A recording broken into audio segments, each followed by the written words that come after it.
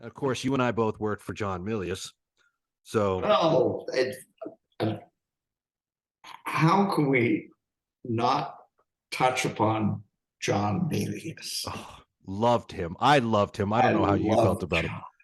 John Uh, because there was no bullshit with him, oh, right? It was like Big Wednesday. Okay.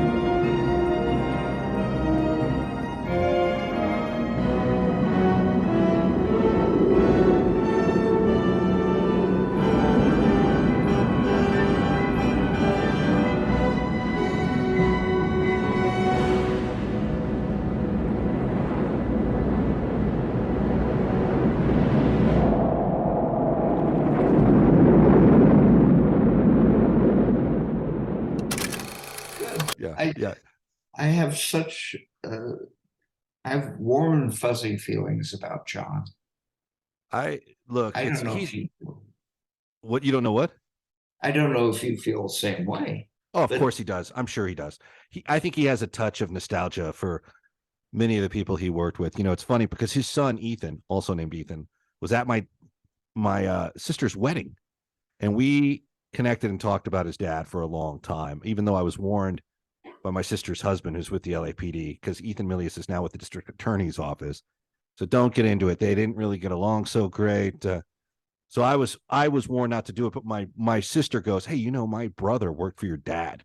But he was like, you could see that like a lot of whatever was between them kind of melted away, and they just had like a reminiscent. We just had kind of a reminiscent like collection of memories to engage in. But so I think he's actually, I think he probably remembers you. I mean, who doesn't remember Harrison Ellenshaw? I'm sorry, Oscar nominated effects ace Harrison Ellenshaw with a touch of epic nostalgia. And the thing about it is, Milius, for people who are listening, is like, he'd be like this. Big Wednesday, as most people know, was a failure at the box office. And Milius told me in his office that Spielberg and Lucas actually stopped talking to him for a time because of the movie. Then he went on to do Conan the Barbarian after Oliver Stone couldn't get it off the ground, who wrote a draft of the script. And because Milius took Oliver's script and revamped it, Oliver Stone did not talk to him. So there was moments in his career where lifelong friends abandoned him, and there's been hostilities. And I think it all comes around to a point where, you kind of dismiss it as water under the bridge. But, he would say if you told him Big Wednesday was a failure at the box office, which, by the way, failure or not, it's maybe one of the best films ever made, certainly in the top 500 ever made, I would think. But he would say, you know what? Not only was Big Wednesday may have been a failure, but we were going to have an even bigger Thursday and a bigger Friday. He would just like, he'd be like, I remember, he's so brilliant. I remember walking in after seeing John Frankenheimer's The Train. And I go, John, I saw a movie last night. Have you seen The Train? And he goes, oh, dude, it's an incredible movie. Really well done. And then under his breath, he goes, too bad the guy who directed it's such a dick. but that's I can't speak for you, Harrison, but I love that level of honesty, even if I didn't agree with it.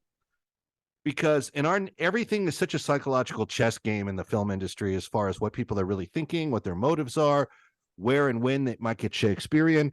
It was nice to just have a guy say, "Oh, this is the way it's going to be," and fuck him.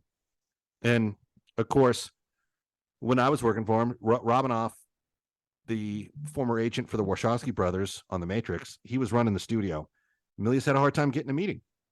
I think because he was considered kind of a renegade guy who was like not going to go, maybe not be open to interpreting studio notes or things like that. I don't know really what the studio's thinking was, but he was based in Building 81 with Clint Eastwood and the rest of us.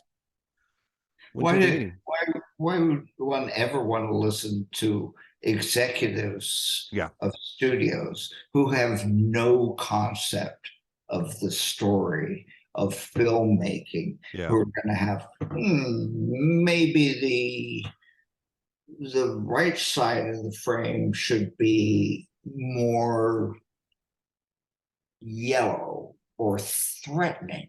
Yeah. You just go, oh God. But yeah, you're right. John Milius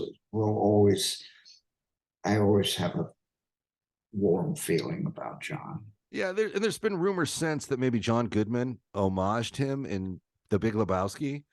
And I could see that being accurate. He was kind of like that. You know, he's a big presence. He's a typhoon of energy, and you know, sometimes he's a great screenwriter. Yeah, I mean, he does so much, so talented, and he's so good of fun.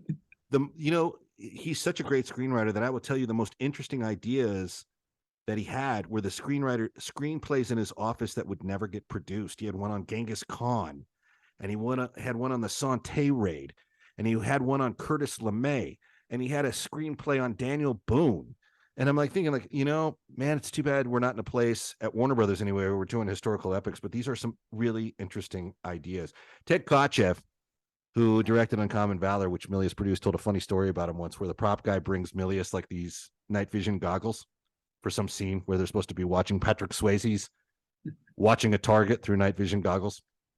And John Milius holds them up and goes, well, I can't see anything in these. And he goes, the prop guy goes, well, they're fake, John. I mean, no one's going to be looking through them. And so it's just a box, basically. And John goes to the prop guy, goes, well, I might want to look through them, Joe. But what he confessed to later is that John just wanted some night vision goggles after the production wrap. You know, so he's like, I may want to look through them, Joe.